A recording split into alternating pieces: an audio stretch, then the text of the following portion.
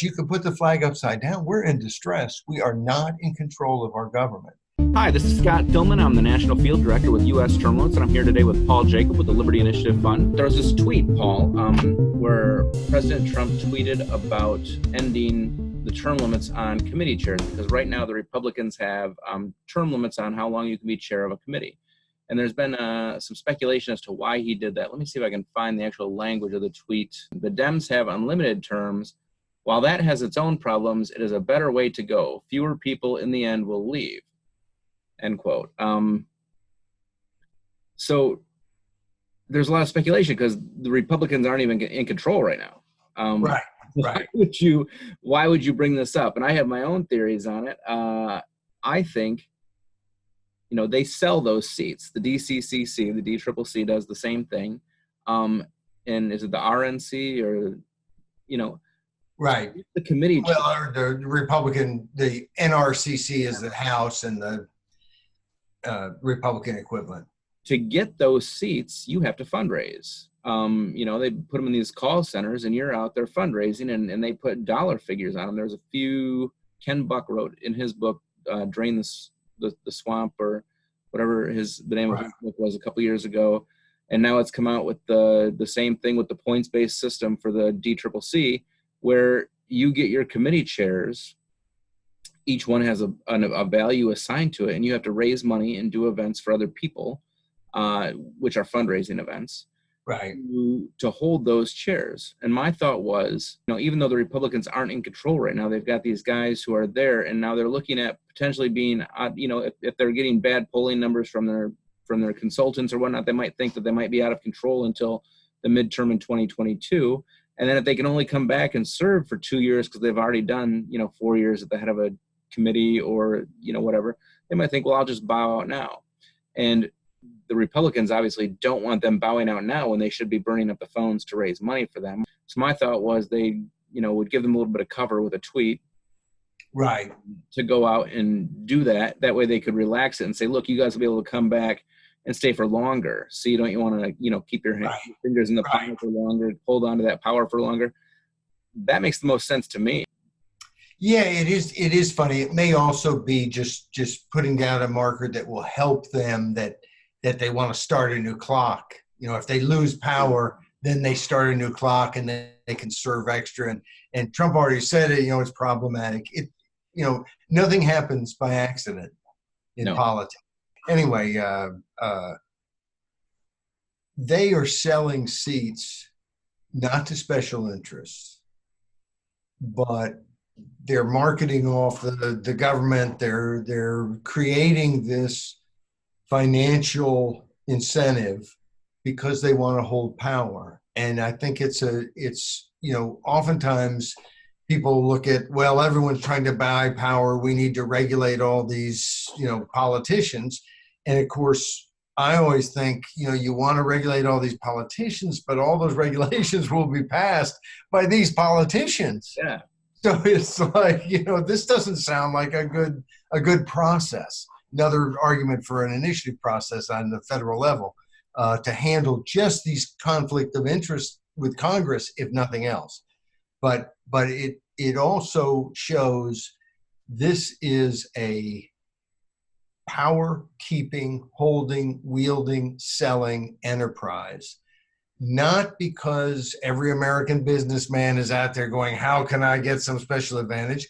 When they see those advantages, you can bet a lot of them are looking for those advantages. But because that's the whole way the incumbency-based system is. For the first 100 years or so of this country's Congress, turnover was 40% on average. There was huge turnover. And there was no expectation that someone's going to spend a long time in Congress. And so a lot of this entrenchment, which leads to corruption, didn't happen. Not that they didn't find other ways to be corrupt.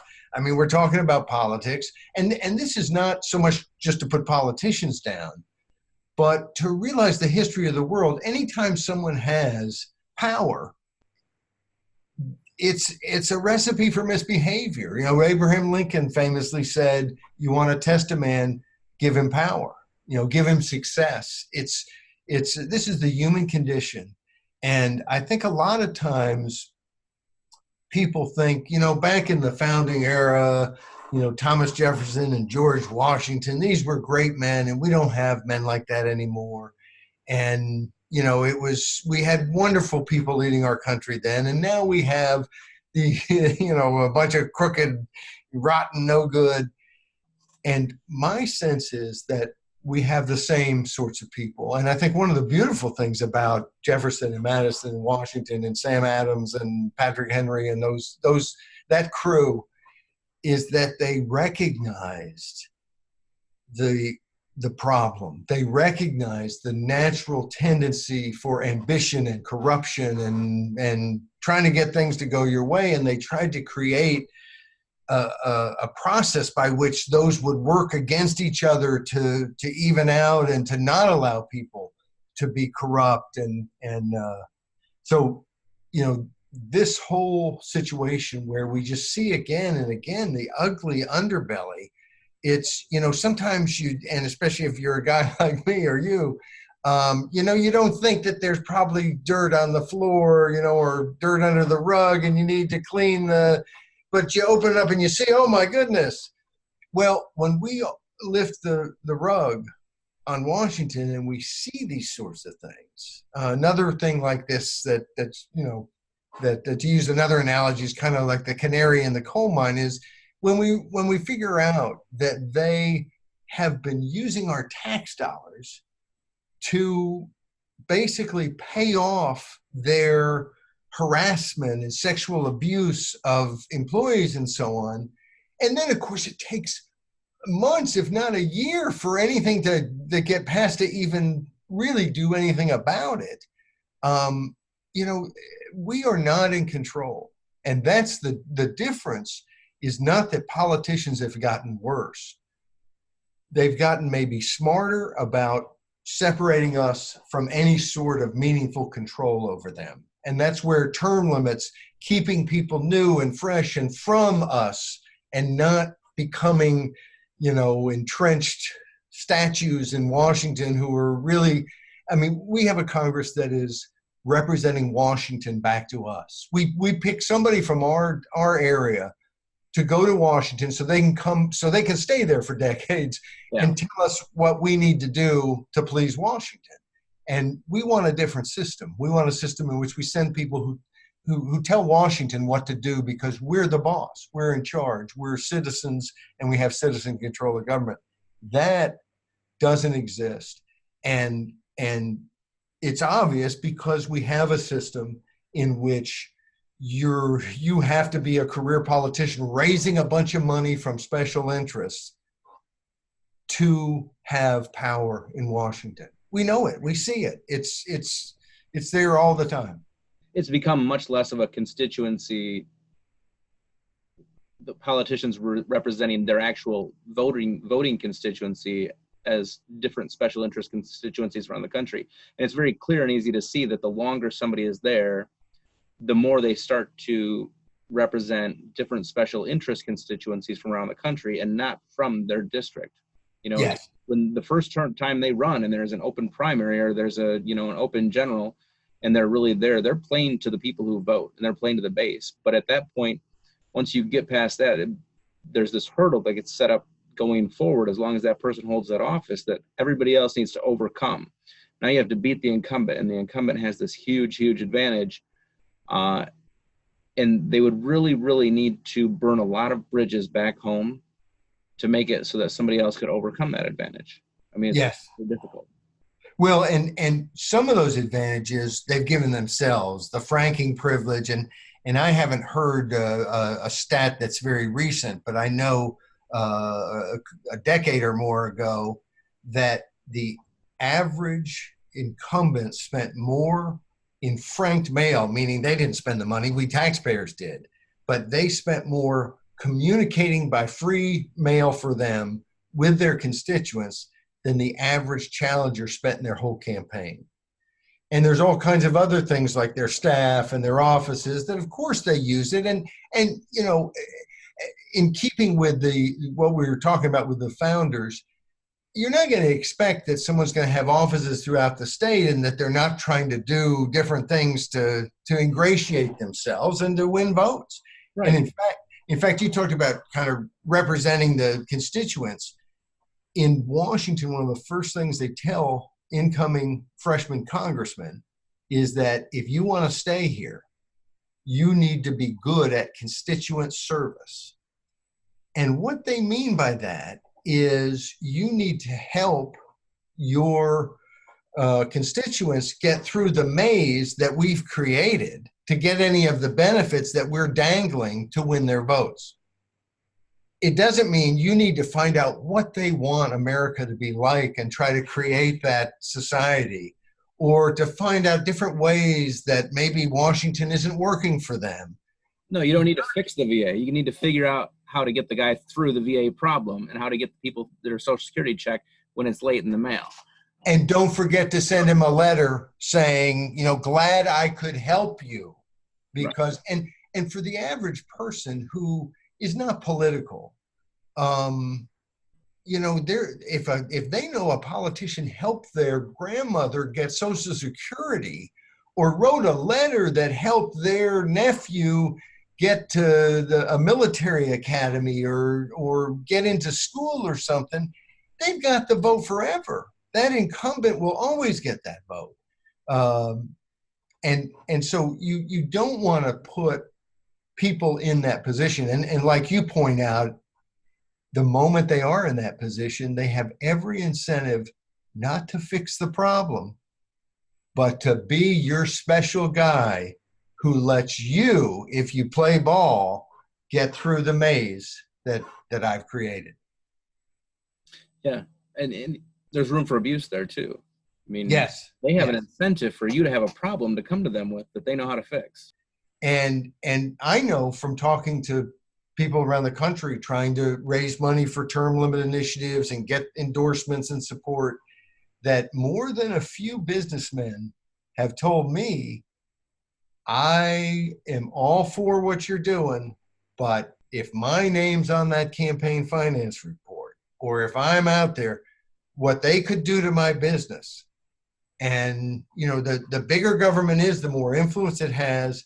And, you're fooling yourself if you don't think that they are tapping into that influence.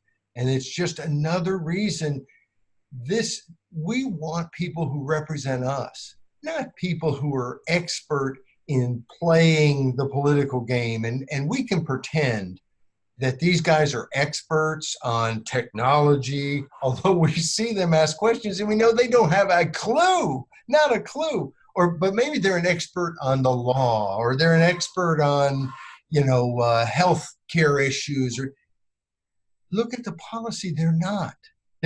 This is not, healthcare experts don't happen because they went to Congress for 20 or 30 or 40 or 50 or 60 years. That's not how you get healthcare expertise. And we don't need a Congress who knows all the answers and helps us. I mean, Congress can't tie their shoes. Why would we think that they can do all this stuff? What we want are people to come together and set policy and be a board of directors, not a bunch of, shoot from the hip, I'm going to find my little fiefdom in the system for the next 3 or 4 decades. Yeah, we kind of got on this topic talking about how the incumbents were protecting their friends through the 2 big national party organizations, and we kind of worked around.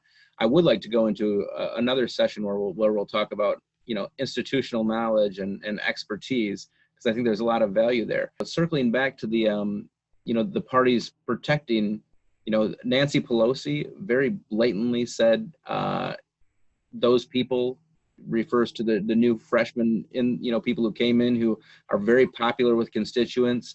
The Democratic National Organization as well as the Republican National Organization have consultants that they work with on a regular basis. Very blatantly, the Democrat organization said, don't work with anybody who challenges an incumbent. And we know that similar things happen with the Republican organization. It'd actually be in the interest of most political consultants to see term limits, because it would mean more business for them. they would have more open competitive races. But the few who are in it now and who kind of have that business shored up, they just want to, you know, keep the regular payroll checks coming in as my gut.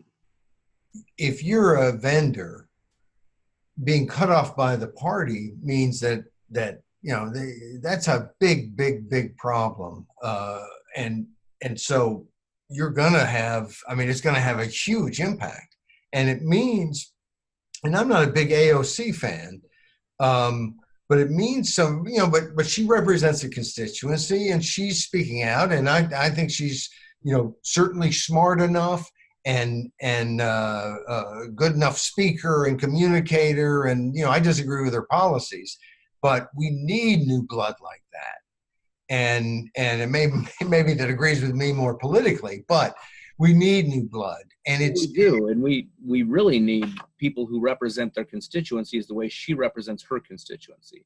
And right now, there's 435 in the House and 100 in the Senate, and very few of those are actually representing constituencies out in the country that want to be represented. They're all playing to the middle, and they're all playing to who's going to donate and who's going to keep me safe, and who's going to let me, you know, keep whining and dining, keep my kids in a 6-figure job over on K Street. You know, who's gonna let me keep the bacon coming home to my family, getting ahead for us. I mean, it's no secret that people get elected and they get real rich real quick. Yes, and this is something too that everybody all across the spectrum, you're on the far left, far right, left, right, in between, moderate, everybody sees that we have this cabal that's just this, you know, self-enriching cabal in Washington that is a huge problem. We've identified the solution. It's term limits, 80-something%. And with energy, people want to see it happen. Why hasn't it happened? And the reason is another argument for why it must happen, because it hasn't happened because we're not in control. The United States of America, you know, so you ever had a friend who, you know, sends you the flag upside down because it's a distress symbol? You know, I'm not big on some of those, what I kind of see as gimmicks, but you can put the flag upside down. We're in distress. We are not in control of our government. And in many ways, it's not in the front pages of the newspaper. It's kind of quietly talked about, and something happens in this state and then that state.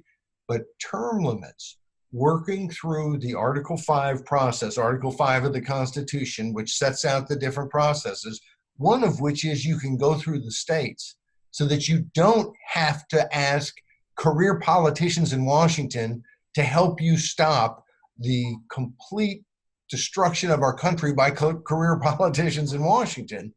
And you know, this is doable. It's being done, and we need to let more people know about it. It's the kind of thing where Americans want to do something, desperately want to do something.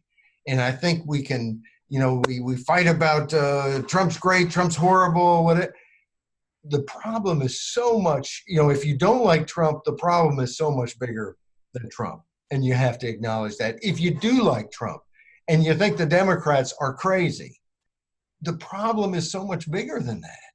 When Republicans have been in control, they didn't solve the problems. When Democrats had a filibuster-proof majority in the Senate and the House and the presidency, they didn't solve the problems. So it's something you can do, and that's term limits, and it can be done. We don't have to beg and plead with Congress, which is lost, sadly. We can do it through the states, and U.S. term limits is working to do that. I think it's one of the most important campaigns in this country. Thank you. This is Paul Jacob and Scott Tillman. We're here discussing term limits on U.S. Congress, and you can join us for other YouTube videos to hear more about this, and you can go to termlimits.com to sign the petition and get involved.